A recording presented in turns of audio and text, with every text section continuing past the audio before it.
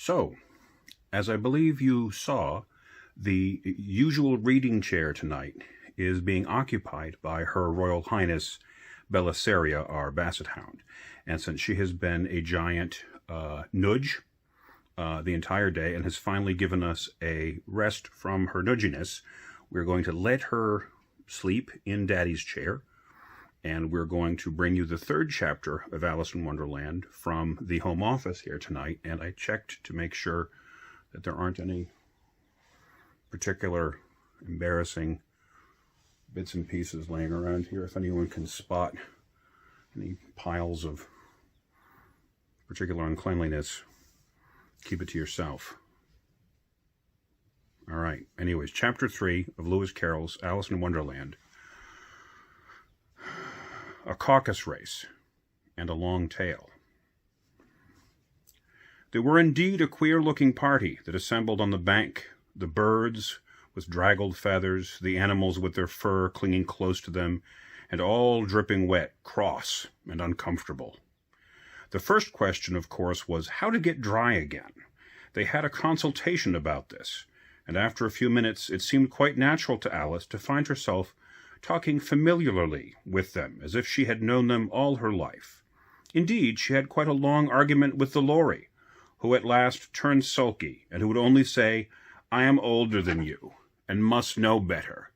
And this Alice would not allow, without knowing how old it was, and as the Lorry positively refused to tell its age, there was no more to be said. And here's a picture of the mouse and some of the birds having come out of the... If you'll remember from last night, they were all pulling themselves out of a river of tears that Alice had cried when she was much larger.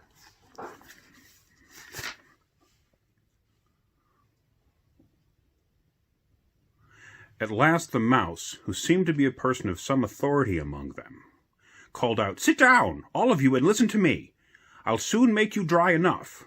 They all sat down at once, in a large ring, with the mouse in the middle.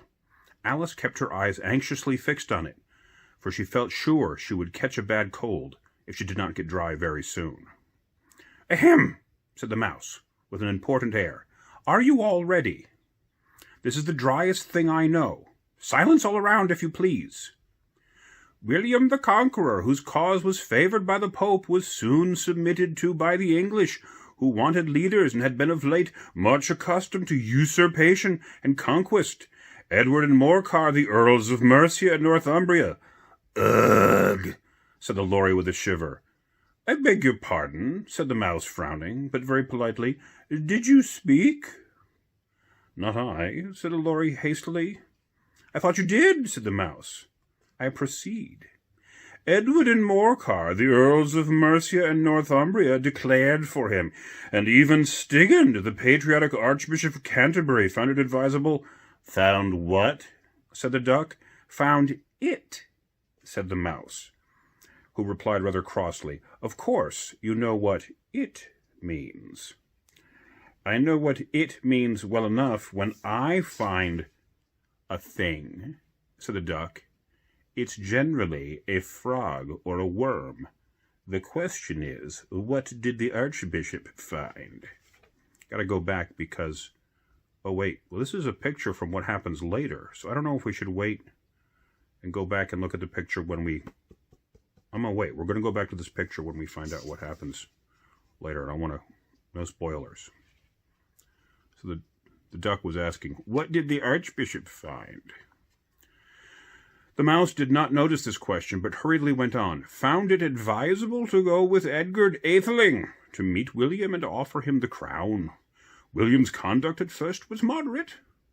The insolence of his Normans... How are you getting on now, my dear?" he continued, turning to Alice as it spoke.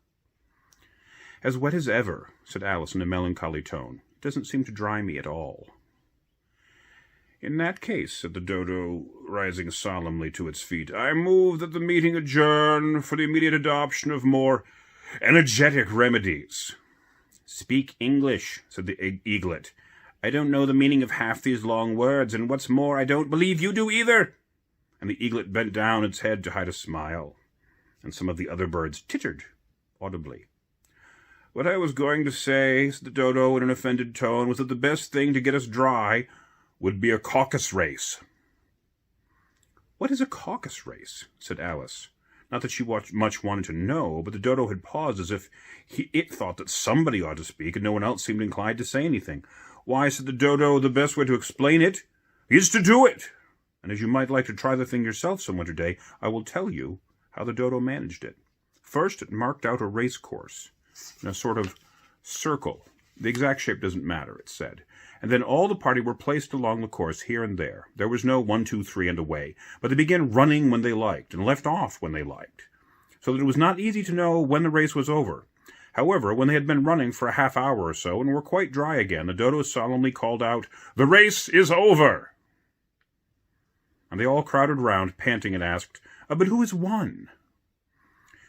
That question the dodo could not answer without a great deal of thought, and it sat for a long time with one finger pressed upon its forehead, the position in which you usually see Shakespeare in pictures of him, while the rest waited in silence. At last the dodo said, "Everybody has won, and all must have a prize." "But who is to give the prizes?" Quite a chorus of voices asked. "Why, she, of course," the dodo, pointing at Alice with one finger. And the whole party at once crowded round her, calling out in a confused way, "Prizes! Prizes! Prizes!" Alice had no idea what to do, and in despair she put her hand into her pocket and pulled out a box of comfits. Luckily the salt water had not got into it, and handed them round as prizes. There was exactly one piece, all around. Comfits are candies, I think. Someone should look that up. In the comments on YouTube, down there, if comfits are not candies, please correct me. If they are, you can put that in there too. "But she must have a prize herself, you know," said the mouse. "Of course," the dodo replied very gravely. "What else have you got in your pockets?" he went on, turning to Alice. "Only a thimble," said Alice sadly. "Hand it over here," said the dodo. Then they all crowded round her once more, while the dodo solemnly presented her the thimble, saying, "We beg your acceptance of this elegant thimble." And when it had finished this short speech, they all cheered. And now we get to go back. We get to see the picture of the dodo presenting the thimble to Alice. How's that for a prize? Someone asks you to give them something from your pocket, and they turn around and they give it to you as a prize. How would you like that as a prize if someone gave you something you already had in your pocket? Then again, if it was a dodo bird, talking dodo bird, that seems like fun. Alice thought the whole thing very absurd, but they all looked so grave that she did not dare to laugh, and as she could not think of anything to say, she simply bowed and took the thimble, looking as solemn as she could. The next thing was to eat the comfits. This caused some noise and confusion, as the large birds complained that they could not taste theirs, and the small ones choked and had to be patted on the back. However, it was over at last, and they sat down on a ring and begged the mouse to tell them something more. "You promised to tell me your history, you know," said Alice, "and why it is you hate C and D," she added in a whisper, half afraid that it would be offended again. "Mine is a long and sad tale," said the mouse, turning to Alice and sighing. "It is a long tale, certainly," said Alice, looking down with wonder at the mouse's tail. "But why do you call it sad?" And she kept on puzzling about it while the mouse was speaking, so that her idea of the tale was something like this. "Fury said to a mouse that he met in the house, 'Let us both go to law. I will persecute you.' 'Come, I'll take no denial. We must have a trial, for this morning I've nothing to do.' Said the mouse to the cur, 'Such a trial, dear sir, with no judge or a jury would be wasting our breath.' 'I'll be judge, I'll be jury,' said the cunning old Fury. 'I'll be the whole cause and condemn you to death.'" And this is fun, because the tail is in the shape of, say it with me out loud, everyone, the tail is in the shape of a tail. And it's very small down here. And I don't have great light in this room, because a certain dog kicked me out of my regular room. And I don't have my reading glasses on, because I can't find them. I know these things are all my fault. Anyway. You want me to stop interrupting the story and just read? You get what you pay for.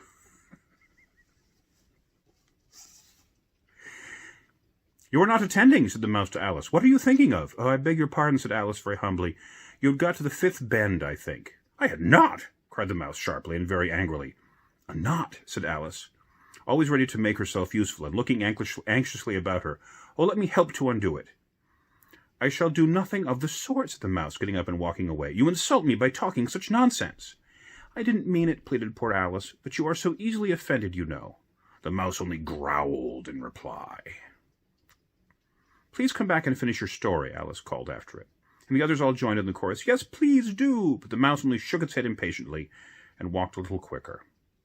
What a pity it wouldn't stay, sighed the Lory, as soon as it was quite out of sight, and an old crab took the opportunity of saying to her daughter, Ah, my dear, let this be a lesson to you, never to lose your temper. Hold your tongue, Ma, said the young crab a little snappishly.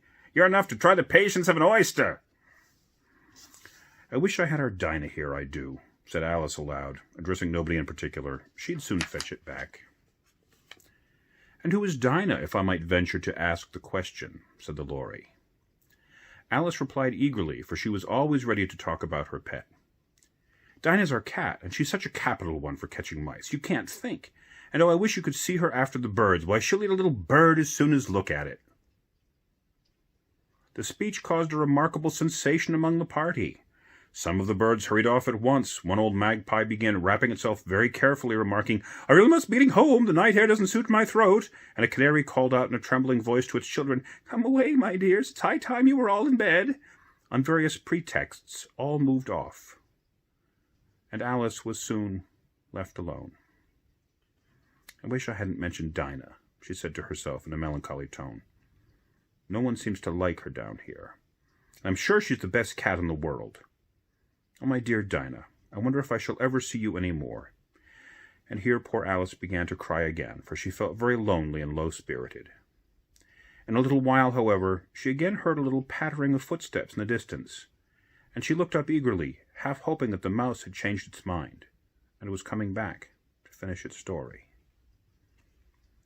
The next chapter is called The Rabbit Sends in a Little Bill. So we don't know what's coming next. Something about the rabbit? Something about a little bill. We'll find out tomorrow night. But perhaps Alice should stop talking about how good her cat is at eating her new friends. Anyway, we'll see. Maybe we'll do a different chapter of the story in a different room of my house every night. But not the basement, because I'm scared of the basement.